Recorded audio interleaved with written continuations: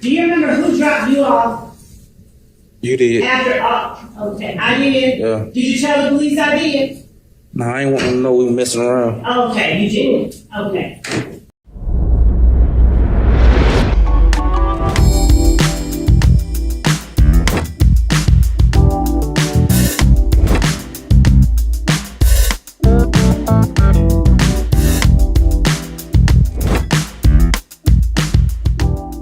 Objection from counsel for defendant Williams was spilling the beans hearsay, something like that, and not co-conspirator. And the question that I had asked before that objection was made was, did Lil D tell you that they had shot at the houses? And did Lil D tell you that Shannon and some other boy named Traydon shot at the houses? Now, this is not hearsay or spilling the beans for two reasons. One, because he later, when confronted with knowledge police had, told the truth. But first, he lied and said Lil D told him X, Y, and Z. So we're not offering this to prove that Lil D told him that. Our belief is that Lil D didn't tell him that.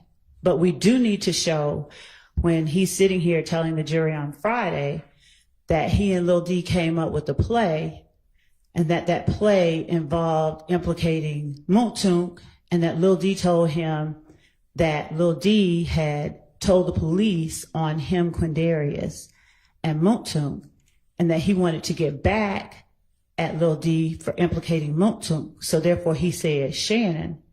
All of what really happened is very important. So when he starts out talking about the fact that Summer told me this, Lil D told me that, he's trying to keep himself out of it versus what he said on Friday, which was, I went down there to give them the story that I had essentially concocted with Lil D. All of what he told them when he first went in is therefore very important for the jury to see that was a lie. What he told the police, what he told them on Friday was a lie. What he told the police was a lie, and how the police were able to actually get to the truth. Now, if he had come in here talking and, responding, at least responding, as opposed to doing what it seems everyone has decided to take on and do and come back after a certain time and not remember anything, then we would have been a lot further along. If he had come in here and kept with the same, whatever it was he was trying to say on Friday. But right now we're at a point where he's now saying, he's partly saying, I was there. That's fine. He wants to only talk about himself. That's consistent with a lot of things that we've seen in this trial. And he's trying to avoid talking about anybody else.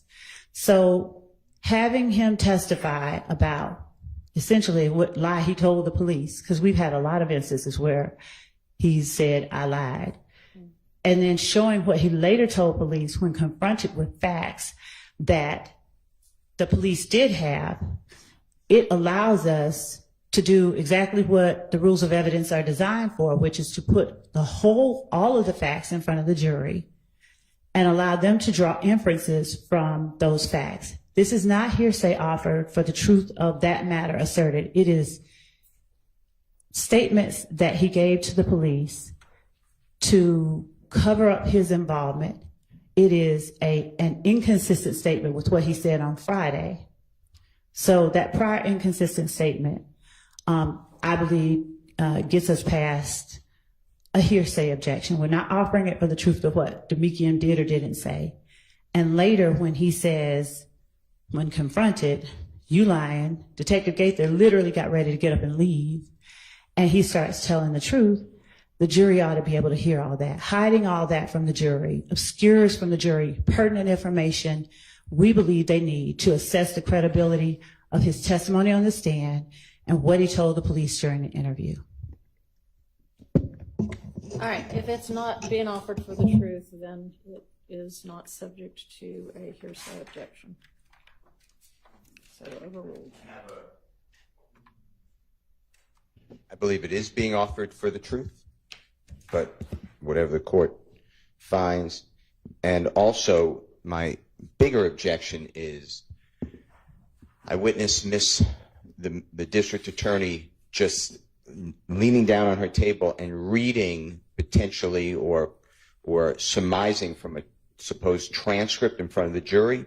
Does not give this witness, who keeps saying, I don't recall, it was a 9-year ago statement. He said he has reviewed nothing for his testimony.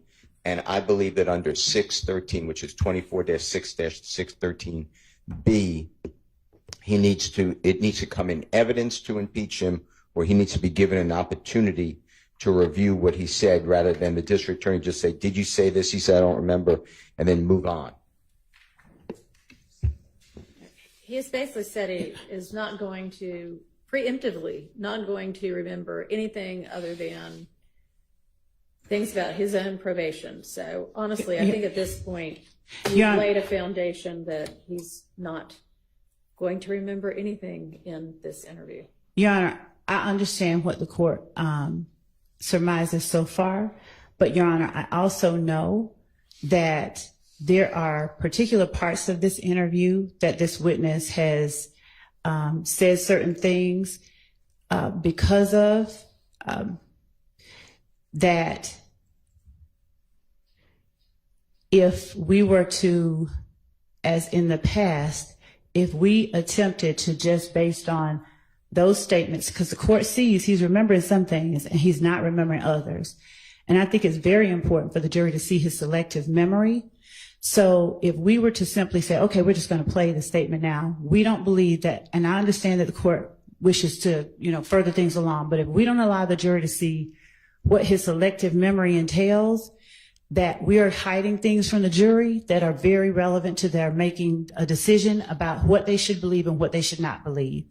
We have had circumstances, I'm not saying this is going to happen today, but we've had circumstances where we have done exactly that. There's been, their assertion that he said he doesn't remember. Then we go and try and play the whole thing. And then there's the assertion she didn't confront him with that. And of course, 613, there's nothing that requires us to show him anything. No, but another thing is he didn't want to meet with us or talk to us. So yeah, he doesn't have to be presented with the actual transcript. And I mean, that's a 200, 300 page transcript you've got in front of you? It is, and some things pages. It's 275. Are you going page by page through it? Because that's really not necessary. Judge, I'm meeting him, and I'm not going to say page by page, but the things that are important, and even like what I'm holding, I can hide it in a book, but what I'm holding is immaterial to any evidentiary matter. I'm not putting it in front of the witness, asking him to read it. I don't know. I'm reading notes. From it, that's fine with me. I mean, there's nothing objectionable about that. And I'm reading notes from something that I have in my hand, much like anyone does. And so I believe that we should be allowed to ask this witness all the necessary probing questions. I don't believe that the defense is the only one that we have the burden of proof. I understand that. You don't need to keep saying that. And I don't believe that it should only be the defense that gets to question a witness, when at this point we have a witness who, as we've represented to the court, has said in the presence of his dad, or his dad has said in his presence, and he's accepted and took that on as his assertion too. We don't have to testify. I'm going to call Max Sharp and Brian Steele. That's what he said. So we should be allowed to put all of the facts in front of the jury that this witness said, because frankly, he said a lot, and him simply assert he don't want to get it. He doesn't, country came out. He does not want to get into what he told the police. He does not want to remember because it's damning to his friends. And so we believe that the jury should be allowed to see what part he's willing to acknowledge and what part he's not willing to acknowledge. Because frankly, I don't know what part that is. Well, if you want to get on to some other parts and find out, but this is just belaboring everything entirely too much. It sounds like it is with respect, Your Honor, but it is not. Because let me say this. Every one of these retaliatory shootings, they involve the things that I'm asking him about. I'm not asking him about immaterial, irrelevant stuff. And I get that the court is a little bit, maybe tired of the state asking questions. And I hate that. But the state can't truncate its duty because the defense doesn't want us to present everything to the jury. And this witness can't no one can hijack the state's case by pretending not to remember and then selectively remembering certain things that he thinks is going to help the defense. That's not fair to the state, to the victims, or to this side, period. And I believe that in the adversarial spirit that our rules of evidence are designed around, and given the spirit of admissibility that is enshrined in our rules of evidence, and given the reason that I'm doing it, and I'm not trying to belabor anything, this is important and detailed information. I'm not saying, did you say the or a or and? I have notes that allow me to get to specific points. This is not even like me being broad and coming back. This is me asking this witness very important things that the jury needs to hear in order to make their determinations in the end. And I ask the court, since this is a very important case with very intricate facts and very intricate law that the court is going to give them at the end, that the court allow me to thoroughly examine my witness the way that I believe is appropriate, as opposed to the way that Mr. Steele, Mr. Sharp, or anyone else wants me to. It has nothing to do with who thinks what is appropriate. It has to do with, following the rules of evidence and getting on with this incredibly lengthy trial. So what's something that he told the police that you think is, true and that you want out? Everything that I'm asking him, Judge, and let me also say, getting along with this very lengthy trial, it should not cause the court to essentially gut the state's ability to prove and adequately prove its case. And objections based on, I don't know what the objections from the defense, of course they don't want this out, Your Honor, but this is not being asked in a way to belabor anything. There's a ton of stuff. I could sit here and read to you the notes that I have and to let you know, but Your Honor, the court hasn't, I don't believe the court has had the time and ability to read all of this case here and know why each of what I'm asking is relevant, because it might not seem relevant to the court. But in the end, the jury is going to be asked to make a determination, and we're going to be making arguments based on details that were presented. It just seems like there's a more direct way to impeach somebody, if that's what you're trying to do. I'm trying to ask him, I'm not necessarily trying to impeach him. I'm trying to ask him to tell the truth. And if he doesn't, then I have to impeach him. I want him to tell the jury the truth. And if he's not willing to do that, only then do I have to impeach him. I think it's pretty clear that he is not willing to say anything that's in this interview, because he has already told you, I don't remember anything about that. Nothing, zero. I apologize for interrupting. Oddly enough, though, he has told us some stuff that's in this. Well, maybe Friday he did, but no, today he has. Today he has as well. And the court won't know that, because the court, is not taking sides, and the court doesn't have what I have in front of me. So the court doesn't know that, but he has. So I would ask the court to allow the state to conduct its examination in accordance with the rules of evidence. And until I do something that is not proper, that has an objection that the court deems should be sustained. And I don't believe, let's cut her short because she might be, getting too much information out of this witness or going to be doing too much damage. If the court remembers, the objection that they had last week was, Judge, if he gets up there and says, I don't remember, or if he falls out, or if he does this, there were all these predictions about what is going to happen with this particular witness. There was the prediction that they don't even believe he's going to come, made on Monday or Friday, week before. All of these things surrounding what happens if he doesn't remember or doesn't talk. He was talking Friday. I don't know what he decided, who he talked to. He wasn't supposed to talk to anybody, but he comes in today with the I don't remember, obviously with the intent to hamstring the state's ability to get pertinent information in front of the jury. And frankly, that should not be allowed. That is not right. It is not in keeping with the I guess spirit. I'm just saying, let's go ahead and get to the pertinent information. Judge, this is the very pertinent information. I'm not misrepresenting anything to the court at all. I mean, we could sit there and I can go show you line for line, but I don't think that that's required. I don't think that's what the court wants. But I believe that the court ought to allow the state the ability to prove its case as a state. I understand. I'm not trying to prevent anybody from making their case. So the objection was hearsay, and you were saying that you weren't offering it for the truth. And I guess, do you expect the answer to be no, Demekion didn't tell me that?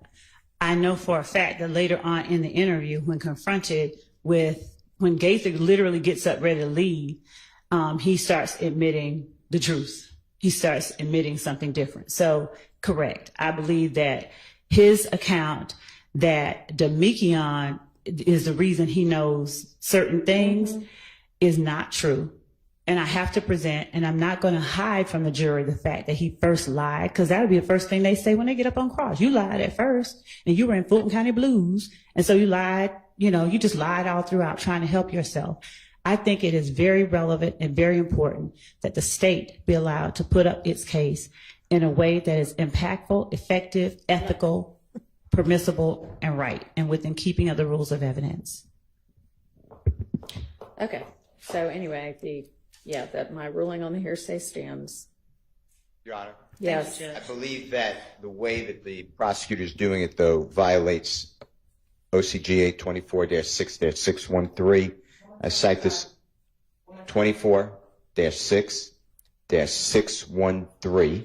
I cite to this honorable court Rozier, R-O-Z-I-E-R, versus State, 365 Georgia Appeal, 178 in Division 2, 877 Southeast 2D, 855, 2022 case. And I specifically rely upon the fact that the witness said that I don't remember, some things he does remember, and then it's extrinsic. He's being impeached with extrinsic evidence. So that may make, you meant to make the decision, I may have another objection, but his prior video audio statement admissible to impeach. But Yes, it does. But what the prosecutor's doing is she is taking the hearsay. Did Detective Gaither say this? Did Detective Gaither do this? And then just moving on. That's not impeachment. And what I believe may happen is when the state calls Detective Gaither, they're going to try to play this recording. I will be objecting because they did not give this witness, which it says in Rozier, the opportunity to see the prior statement and explain it if he can. That's my objection. I mean, that's what I wish you would get to. Judge, Is XYZ true? Well, then, Judge, here you said it. Explain it. Judge, number one, it would be hearsay if I were to just ask him, did you say this in a certain interview? I have to first ask him, is it like, did you do this? And then if he says yes or no, well, then I have to confront him, bring to mind the time. Why are we getting to the facts, though? Why? It's not really that it matters. Did you say this? If we know he said it, just ask him, is it true? And then impeach him with his statement. Because whether or not it's true is entirely different from okay, I'll back it up. For a statement, a prior inconsistent statement to be substantive evidence and not just impeachment, Your Honor, we have to ask the witness whether the fact of the statement is true. That is what I'm saying. And him saying to police one thing and then saying to us another only means that he said it to the police once, said it to us another way, not whether or not the fact of the matter has not been presented to him. We have to ask him the fact. In other words, that's what you don't seem to be doing, though. That is exactly what I'm doing, Your Honor, with respect. It's as if saying, okay, did you bite the apple? You don't ask him if he bit the apple, but you ask, did you tell the police that you bit the apple? He says, I don't remember. And then we learn he told the police that he bit the apple. Guess what it shows? Nothing.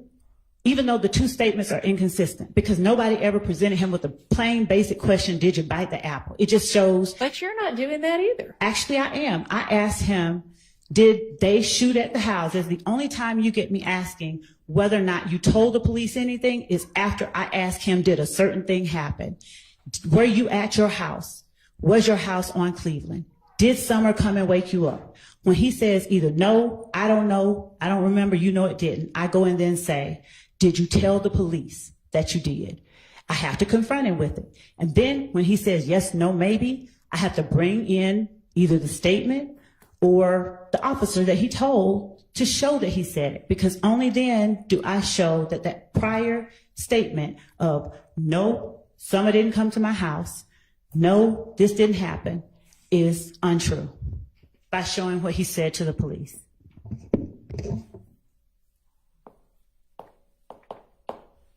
All right, let's take a bathroom break. Yo, hit that like for deal with Christian. Yo, for deal with Christian. Smash that bell for DWC. Yo, smash it, just smash it. Hit that like for deal with Christian. For deal with Christian. Smash that bell for DWC. Yo, smash it, just smash it. Hit that like for deal with Christian.